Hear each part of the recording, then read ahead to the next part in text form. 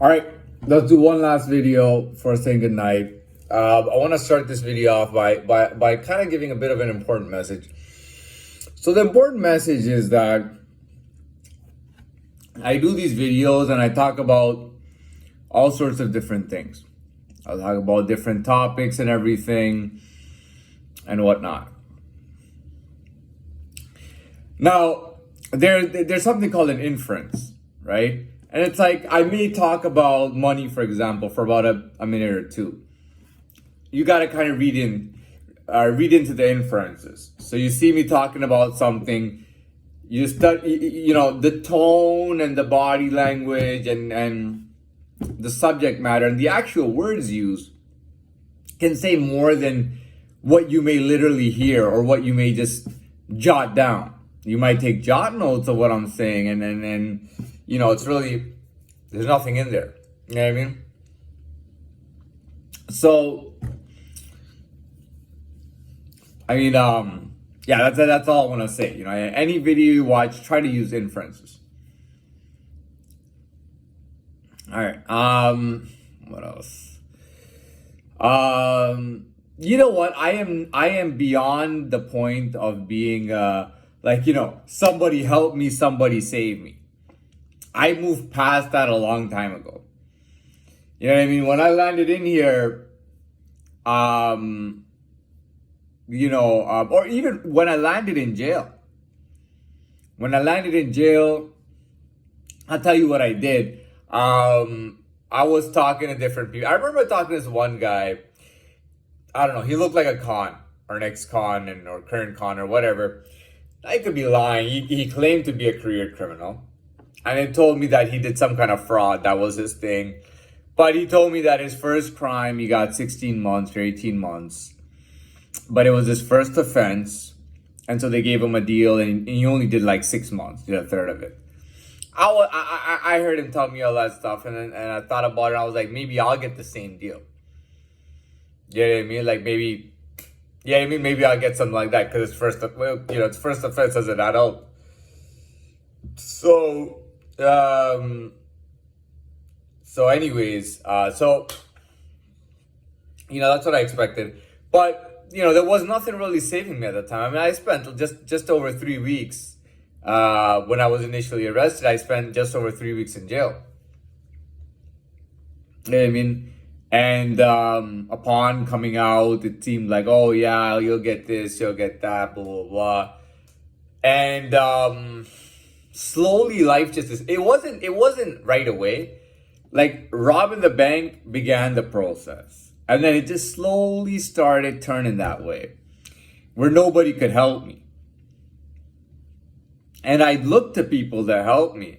And nobody could help me. And I'll tell you, 3 years ago when I came into this facility, I thought to myself, dude, I gotta start appealing to people. You know what I mean?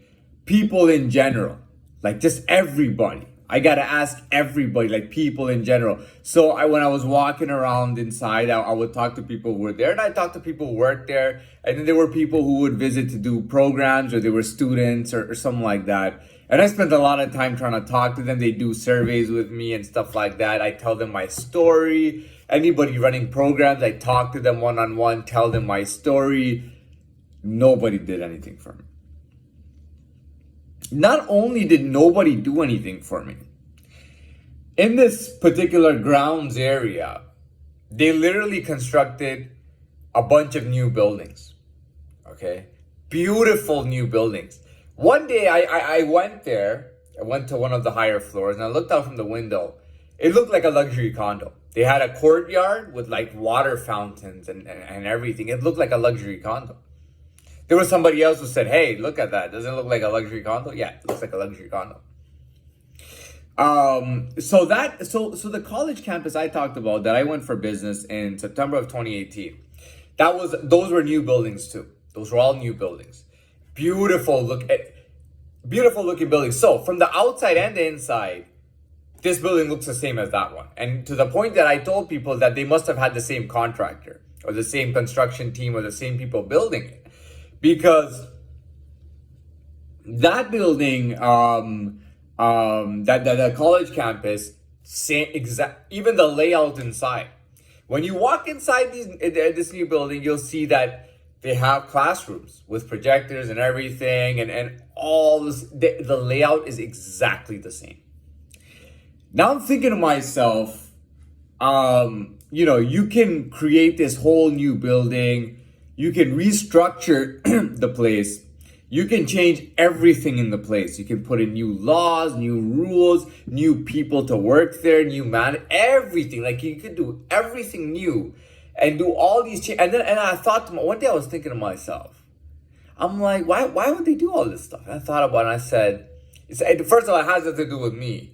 But they wanted to make sure that anyone that's related to them or has anything to do with them, should they ever come into the system, that they would be treated fairly, they would be treated well, and they could use that to their advantage. Number two, it would be used as a part college campus, definitely. So they've already put in like this beautiful lettering, and it says student center on one of the buildings.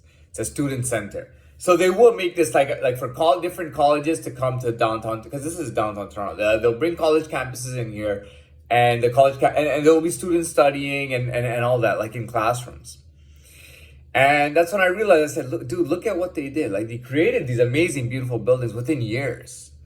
Within a couple of years, they created all these buildings. They did all this crazy construction work. And I'm like, look at me being stuck in this situation. I was trying to appeal to people in the population. Now, I'm not saying that anyone is bad or anything. That's not what I'm saying at all. What I'm saying is that nobody could help me. I'm not saying they weren't trying to, or they were trying to, or what. And I'm not talking about any of that. The fact is that nobody could help me. I was put in a situation where nobody could help me. There was no one to help me. You know what I mean? And I was actually going somewhere with this that I can't recall. But the point is that in a situation, you know what I mean? In a situation where nobody could help me, I found methods to help myself, basically. You know what I mean? And I don't know. I had a thought in the beginning where I was gonna go with this. I don't have it. Maybe I'll get it, but I'll continue on anyways. The point is that now, I mean, I'm doing a bit better now. You know what I mean? But having gone through like almost 3 years of that consecutively, I think about it and I go, if I was ever put into like any kind of bad situation, I would be able to at least go through like a year at least, you know what I mean? Or 2 months or 3 months or whatever it is. Even if it's like 2 weeks, 1 week, whatever bad situations come my way, I'll be able to kind of work through them. You know what I mean?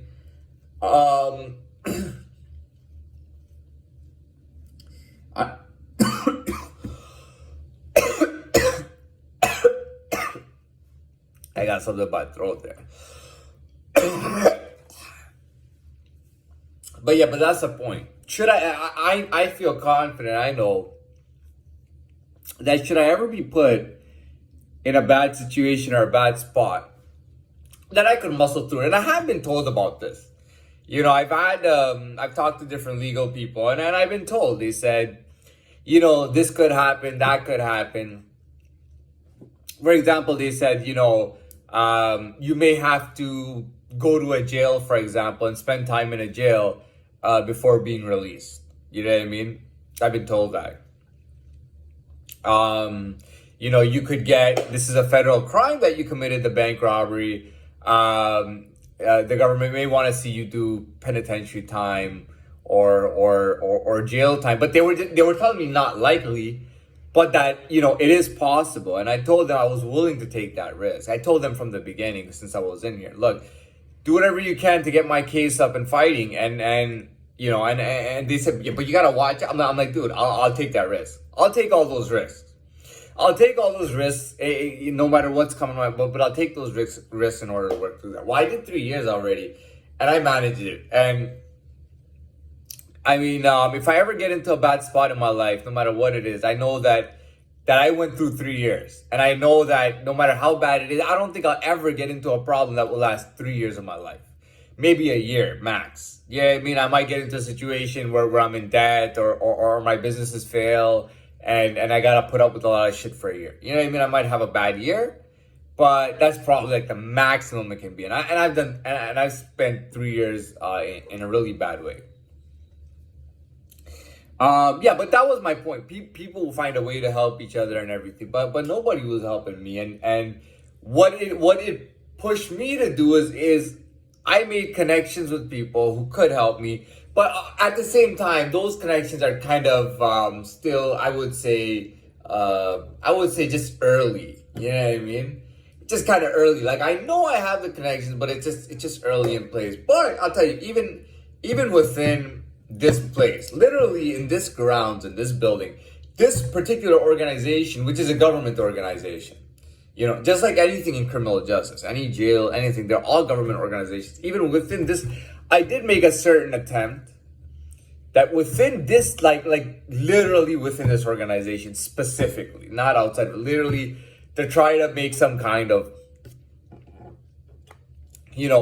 contacts or something. Now, I feel like, we have a bit of a kind of, I talked about the KKK and kind of the white supremacist thing going on in North America and Canada here too. And I find like they just want to use me. You know what I mean? It's like I'm like a chess piece, a white chess piece to kill black chess pieces. You know what I mean? Just to use me, just for that purpose. Use me just to kill black people or something. Now, whether I do or not, I'm not. That's not my thing. I know that I made connections within this organization, even within sister organizations, right? And I'm talking about like specific organizations, like this specific organization. Now, outside the contacts within the government and everything, I've also tried to make contacts successfully. They're just early, but they will develop, and there are contacts within human rights. There are contacts within some of the, like parole board kind of thing, within the parole board, making contacts within the parole board, making contacts with some of the elites that actually head and influence the organizations. And not just here, as far as London, England. Yeah, as far as London, England. Not just in Toronto, not just New York, not just Chicago, you know what I mean? Not just Montreal and Vancouver and LA and whatnot, but London, England as well. Yes, that's all. I mean, I know it's in. So I know even if I get in a bad situation, dude, I got hundreds of contacts who are all strong, and and I don't think I'll ever have a bad year. I might have a bad 3 months, bad couple of weeks, bad month, but I won't have, worst case scenario, I don't think I'll ever have a bad year. Yeah, I don't think it's ever gonna get that bad with all the contacts, with how far I've come along, with my level, with my substance, the level of my substance and everything I am. I don't think I'll really have that much time of having a bad life, but that is what it is. And I mean, there's good that came out of it. The good that came out of it is to rely on myself, is to push myself, is to make myself independent, and then work my life out and do all of that, which I feel like I've done well. So that is what it is, and that's all I have, and I'm done. I do also want to announce one last thing. I have actually hit just over 15,000 views on my channel, and I am just over 2 months old here. I have not told a single soul, not on social media, text, phone, in person. I've never told anybody that this is my channel. Go search my channel. I haven't told anybody. Okay, don't talk about, well, you had I may have had a previous channel before, but, I didn't tell anybody about this channel address or name or anything. So this has purely been found and done through word of mouth, all right? Thank you, and good night to all of you.